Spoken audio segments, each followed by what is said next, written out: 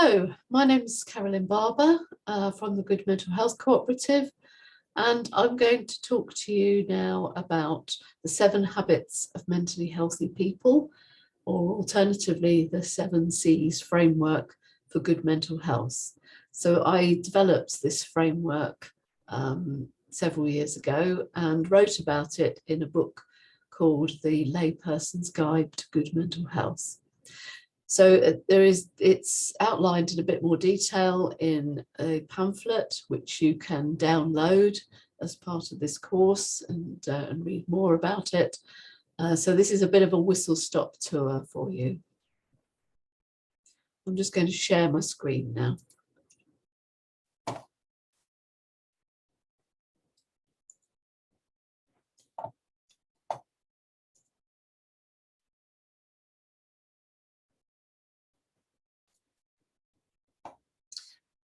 Okay, so introducing the 7 habits of mentally healthy people, or alternatively known as the 7 C's framework.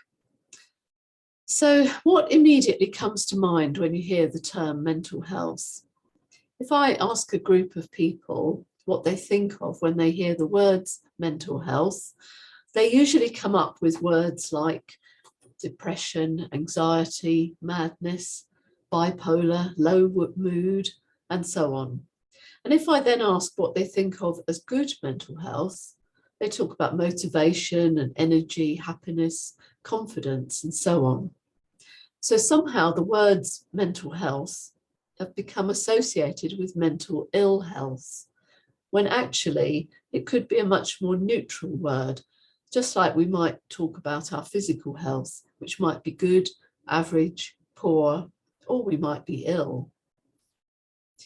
With our physical health, we all know what we're supposed to do to stay healthy.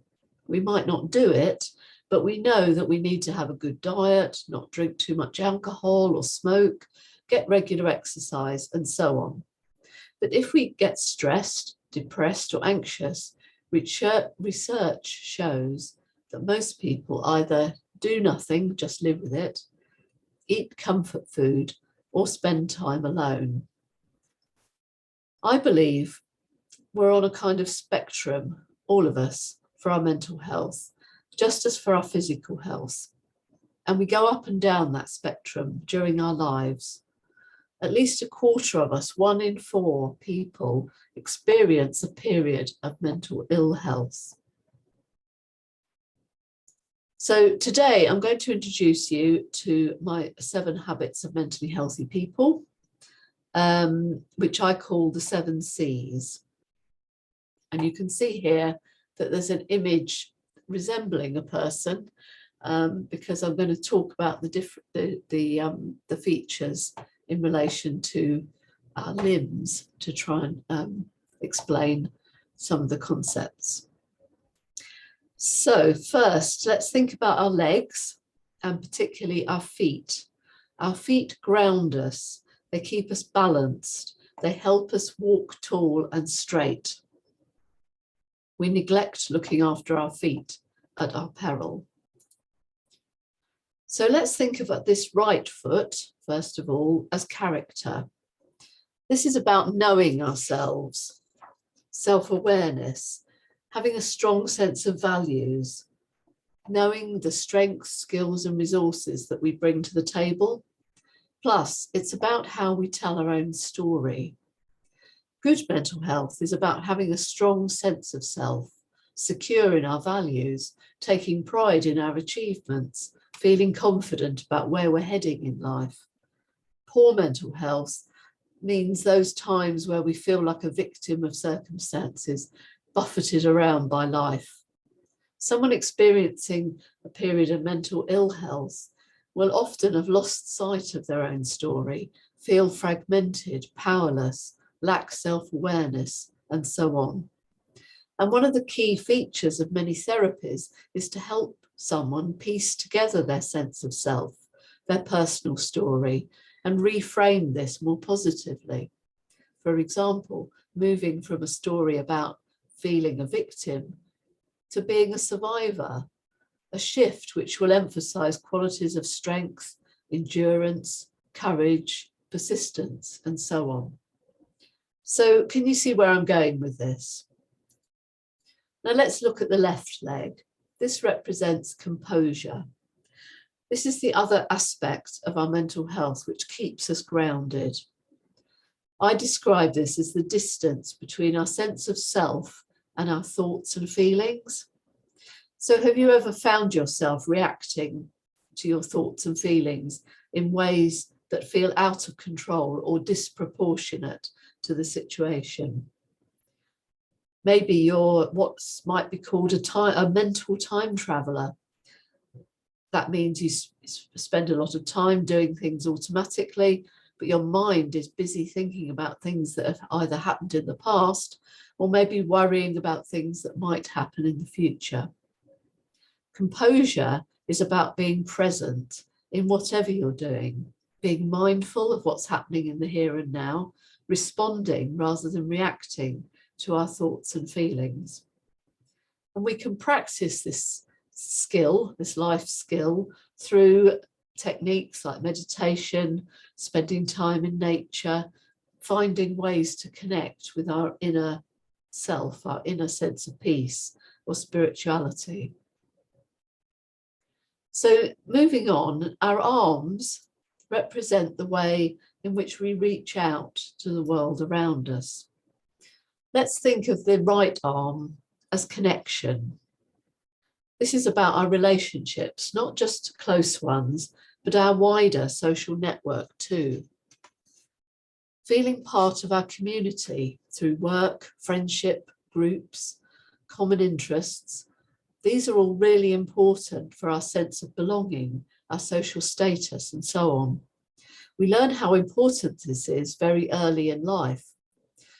Being sent to Coventry is one of the worst punishments to endure as a child at school.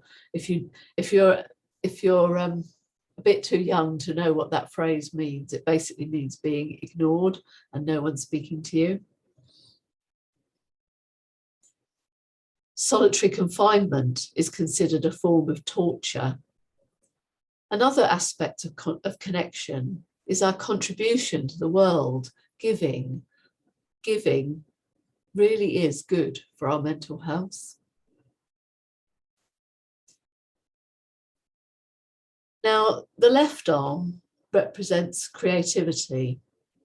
This is about remembering how to play, how to use our imagination, laugh and have fun. Maybe we want to develop a creative talent, but all too often tell ourselves we're just not good enough.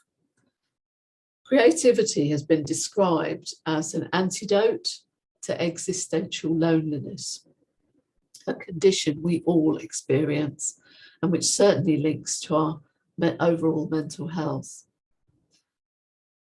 Forms of creative expression like art, music, dance, drama, these are all forms of expression that are fantastic to do, but also to experience when others do them.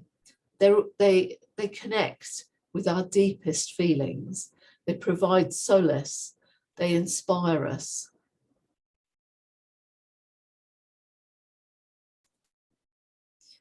Now, for the fifth C, I'm going to talk about the head. If you think back to the figure, the head represents challenge. And this is what we need to grow and develop. It's about learning, setting ourselves goals, stepping outside our comfort zone, taking risks. Now, challenge can feel like a really uncomfortable place. You need a level of self-confidence and self-motivation to get you through to the other side, to learn or experience something new. And if our mental health is poor, we tend to retreat into our comfort zone, and this can get smaller and smaller. So finally, my sixth and seventh C's are about how we approach these first 5 C's. And first of all, we need to approach these with compassion, which was the heart bit of the figure. Be kind to yourself. Notice what you're already doing to take care of your mental health, things that you might not have recognized in this way. And lastly, treat all this and everything in life with curiosity. Ask questions, be interested, notice what's going on around you. It's virtually impossible, so it's said, to be curious and depressed at the same time. You may recall the phrase, curiosity killed the cat, but the origin of this phrase was actually care killed the cat. And care meant worry and anxiety in the 16th century. The phrase changed in the 19th century as curiosity became a bit of an undesirable trait, disapproved of by the establishment. So I believe it's high time that curiosity was rehabilitated as being good for our mental health. So in summary, let me remind you of the 7 C's, the 7 habits for good mental health. The legs represent character and composure. Our arms are about connection and creativity, and our head is about challenge. The heart represents compassion, and surrounding it, the whole circle surrounding the figure, is curiosity. So I'd like to invite you to take these with you on your journey through life. Take care of your mental health in the same way as you do for your physical health. I thank you for listening.